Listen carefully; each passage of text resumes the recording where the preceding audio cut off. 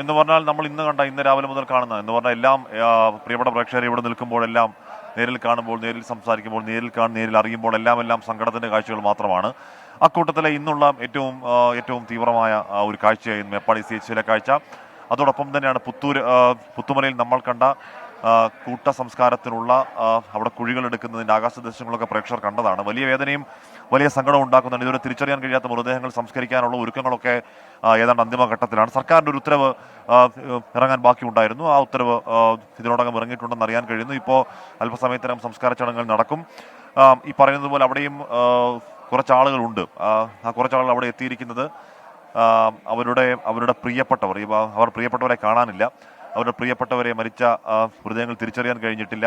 അവരുടെ പ്രിയപ്പെട്ടവർ തിരിച്ചറിയാതെ അവിടെ സംസ്കരിക്കപ്പെടുന്നവരുടെ കൂട്ടത്തിൽ അവർ പ്രിയപ്പെട്ടവരുണ്ടോ എന്ന ആദിയിൽ അവരുടെ പ്രാർത്ഥനയിൽ പങ്കുചേരാൻ വന്ന കുറച്ച് ആളുകളാണ്. വല്ലാത്ത അനുഭവം, വല്ലാത്ത വേദന നമുക്കാണ്. ദീപക് നിർമ്മാണം തുടരുന്നു. ദീപക്, പുത്തുമലയിലെ അവിടുത്തെ സംസ്കാര ചടങ്ങുകൾക്ക് എപ്പോൾ തുടക്കമാകും?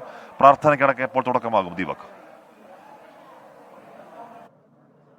ഹാഷ്മി, അല്പസമയത്തിനകം തന്നെ ഈ സംസ്കാര ചടങ്ങുകൾ ആരംഭിക്കും.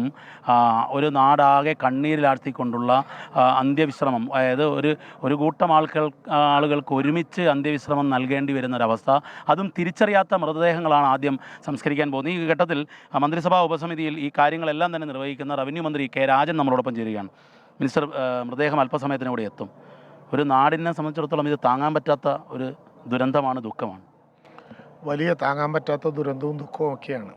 ഇപ്പം ഇവിടെ നമ്മൾ സംസ്കാരത്തിന് മുഖ്യമായി വഹിക്കുന്നത് ഐഡൻറ്റിഫൈ ചെയ്യാത്ത അൺക്ലെയിംഡ് ആയിട്ടുള്ള ഡെഡ് ബോഡീസും അതിൻ്റെ ശരീരഭാഗങ്ങളും വെവ്വേറെ കുഴികളെടുത്ത് സംസ്കരിക്കുക എന്നുള്ളതാണ്. ഇപ്പോഴത്തെ ഘട്ടത്തിൽ ഇവിടെ ഈ പ്രത്യേകമായ സ്ഥലത്ത് 64 സെൻറ്റ് സ്ഥലം DDMA ആക്ട് പ്രകാരം കളക്ടർ പ്രത്യേകമായി എടുത്ത് ഇവിടെ അതിന് വേണ്ടിയിട്ടുള്ള സൗകര്യങ്ങൾ ഒരുക്കി 1 സെൻറ്റിൽ 10 പേരെ വരെ നമുക്ക് ഈ വിധത്തിൽ ബറി ചെയ്യാം എന്നുള്ളതാണ് നമ്മുടെ കണക്ക്. അതനുസരിച്ച് 64 സെൻറ്റ് സ്ഥലമാകുമ്പോൾ ഈ കാര്യത്തിൽ എല്ലാവർക്കും പ്രാപ്യമാകും എന്നാണ് കരുതുന്നത്. ഇന്നീ ഘട്ടത്തിൽ ഇവിടെ അറ്റത്ത് കാണുന്ന കുഴി മുതൽ 8 കുഴികളിൽ തുടർച്ചയായി ഇന്ന് ഏറ്റവും ഒടുവിൽ അവിടെ നിന്നും ഒരു മൃതദേഹം തിരിച്ചറിഞ്ഞു എന്നുള്ള വിവരം കിട്ടി. എന്താണ് മിനിസ്റ്റർ അതിൻ്റെ വിവരം? അത് 9 ഡീകമ്പോസ് ആയിട്ടുള്ള മൃതദേഹങ്ങളായിരുന്നു ഉണ്ടായിരുന്നത്. 8 എണ്ണം കഴിഞ്ഞ് ഒന്നുകൂടി വന്നു. പക്ഷേ ഒരെണ്ണം അതിനിടയിൽ ഐഡൻറ്റിഫൈ ചെയ്തു. അപ്പോൾ ഐഡൻറ്റിഫൈ ചെയ്തപ്പോൾ ബന്ധുക്കൾ വന്ന് കാണുക. അതെ, ബന്ധുക്കൾ വന്ന് കണ്ട് ഐഡൻറ്റിഫൈ ചെയ്തു. അങ്ങനെ ഐഡൻറ്റിഫൈ ചെയ്തപ്പോൾ അത് മാറ്റി ബാക്കി 8 എണ്ണം ഇപ്പോൾ സംസ്കരിക്കും. അങ്ങനെ കൂടി വന്നതിൻ്റെ അടിസ്ഥാനത്തിൽ നാളെ ഉച്ചവരെ ഇനിയും ആർക്കെങ്കിലും കാണാനോ നോക്കാനോ ഏതെങ്കിലും വിധത്തിലുണ്ടെങ്കിൽ, കാരണം അത് മൃതദേഹത്തിനോട് കാണിക്കേണ്ട, മരിച്ചവരോട് കാണിക്കേണ്ട ഒരു മര്യാദയാണെന്നുള്ളത് കൊണ്ട് അതിന് ഒരു ചെറിയ അവസരം കൂടി ഉണ്ടാക്കി.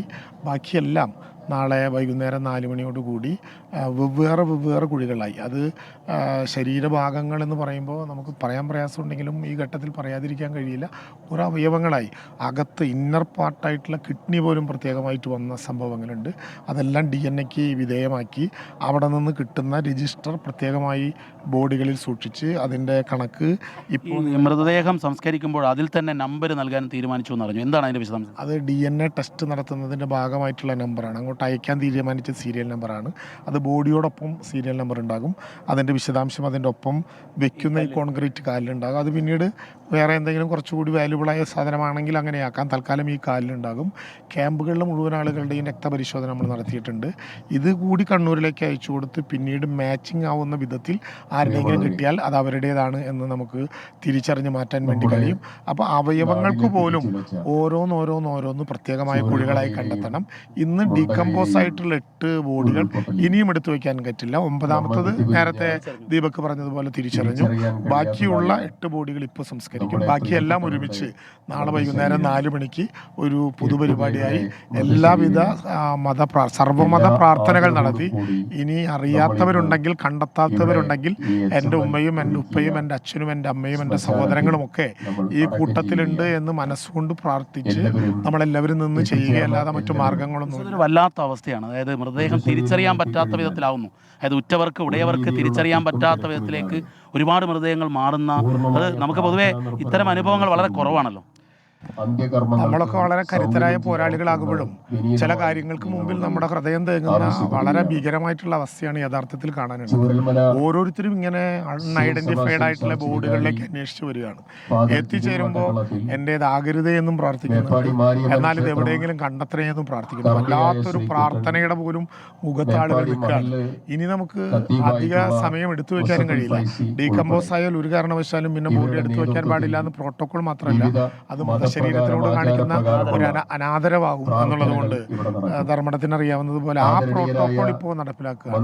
നമുക്ക് അതിനകത്ത് കാണുന്ന ഒരു പ്രധാനപ്പെട്ട കാര്യം, ഒരു നാട് മുഴുവൻ ജാതി മത രാഷ്ട്രീയ വർണ്ണവർഗ ലിംഗവ്യത്യാസമില്ലാതെ അണിനിരന്ന് മലയാളം ലോകത്തിന്റെ മുമ്പിൽ കാണിക്കുന്ന രാഷ്ട്രീയത്തിനതീതമായ സർക്കാരുകൾക്ക് അതീതമായ ഒരു വലിയ ഒരു ഹൃദയ ബന്ധമാണ് ഈ യഥാർത്ഥത്തിൽ ആ വിധത്തിൽ ഒരു വലിയ പ്രയത്നമാണ് ഇപ്പോൾ നടക്കുന്നത്. എല്ലാവരുടെയും പങ്കാളിത്തമുണ്ട്. വലിയ ശ്രദ്ധയോടുകൂടി കാര്യങ്ങൾ മുന്നോട്ട് പോകുന്നുണ്ട്. ഈ ഒരു വേളയിൽ ഇപ്പോൾ അവസാനം മൃതദേഹം ഇവിടെ എത്താൻ പോവുകയാണ്. ഈ വേളയിൽ ഈ സർക്കാർ സംവിധാനം, ജനങ്ങൾ, ഭരണപക്ഷം പ്രതിപക്ഷം വ്യത്യാസമില്ലാതെ എല്ലാവരും ഒന്നിച്ച് ചേരുന്ന സമയത്തും ഈ നഷ്ടപ്പെട്ടവർക്ക് ഇനി എന്ത് എന്നുള്ളൊരു ചോദ്യം. നഷ്ടപ്പെട്ടവർ ഒരിക്കലും അനാഥമാകില്ല. സനാതത്തിന്റെ വിശാലമായിട്ടുള്ള മാതൃക, പക്ഷെ അത് ചർച്ച ചെയ്യേണ്ട സമയമായിട്ടില്ല. നമുക്ക് ആരൊക്കെ നഷ്ടപ്പെട്ടു, എത്ര പേർ നഷ്ടപ്പെട്ടു, എന്തെല്ലാമാണ് അവർക്ക് പകരം കൊടുക്കേണ്ടത്. നഷ്ടപ്പെട്ടതൊന്നും പകരം കൊടുക്കാനാവില്ല, പക്ഷെ ഒരു റീഹാബിറ്റേഷൻ, കേവലം ഒരു വീട് വെച്ച് കൊടുക്കലല്ല, റീഹാബിറ്റേഷൻ ഒരു ജോലി കൊടുക്കലല്ല. അനാഥരായ കൊച്ചു കുഞ്ഞുങ്ങൾ മുതൽ ധർമ്മടത്തിന്റെ ഫോണിലേക്ക് വരുന്നുണ്ട്, എൻ്റെ ഫോണിലേക്ക് വരുന്നുണ്ട്. ഓരോ മിനിറ്റിലും ദത്തെടുക്കാൻ ഞങ്ങൾ തയ്യാറാണെന്ന് പറഞ്ഞ അമ്മമാർ നമ്മളെ വിളിക്കുന്നുണ്ട്. എനിക്ക് 2 കുട്ടികളുണ്ട്, 2 കുട്ടികളെ കൂടി ഞാൻ പോറ്റാം എന്ന് പറഞ്ഞ് വിളിക്കുന്ന അമ്മമാരുണ്ട്. അപ്പൊ അവരുടെ ബാല്യം മുതൽ തുടങ്ങുന്ന ഏറ്റെടുക്കൽ അതൊരു വിപുലമായ പാക്കേജ് ആയിരിക്കും.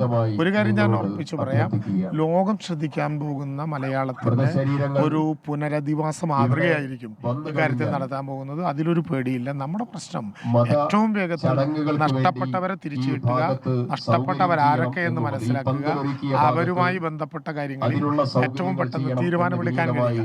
ഇപ്പോഴും ഒരു മൃതശരീരം തടഞ്ഞു കിടക്കുന്നു എന്ന് മുപ്പനാടിൽ നിന്നൊരു വാർത്ത വന്നതായി ഇവിടെ നിൽക്കുമ്പോൾ അതിന്റെ വിശദാംശങ്ങൾ ഒരു മൃതദേഹം തടഞ്ഞു വരികയാണ്, അന്വേഷിച്ചു വരികയാണ്. അപ്പോൾ അങ്ങനെയുള്ള ഓരോ പോയിന്റും ഇന്ന് എല്ലാ ഫോഴ്സുമായി ഞങ്ങൾ നേരിട്ട് മന്ത്രിസഭാ സമിതി അംഗങ്ങൾ നേരിട്ട് സ്ട്രാറ്റജികൾ ആലോചിക്കുന്ന സ്ഥിതിയുണ്ടായി വൈകുന്നേരം 6 മണിക്ക് ശേഷം. അപ്പോൾ പുതിയ സാധ്യതകൾ പൂർണ്ണമായിട്ട് ഉപയോഗപ്പെടുത്തി ഇക്കാര്യത്തിൽ മുന്നോട്ട് പോകാനാണ് നമ്മൾ ലക്ഷ്യം വയ്ക്കുന്നത്. അതനുസരിച്ച് പഴുതടച്ച, ഞാൻ ഇന്ന് പത്രസമ്മേളനത്തിൽ ആ കാര്യം പറഞ്ഞിരുന്നു, പഴുതടച്ച വിധത്തിലുള്ള സംവിധാനങ്ങളുമായി നമ്മൾ മുന്നോട്ട് പോകും.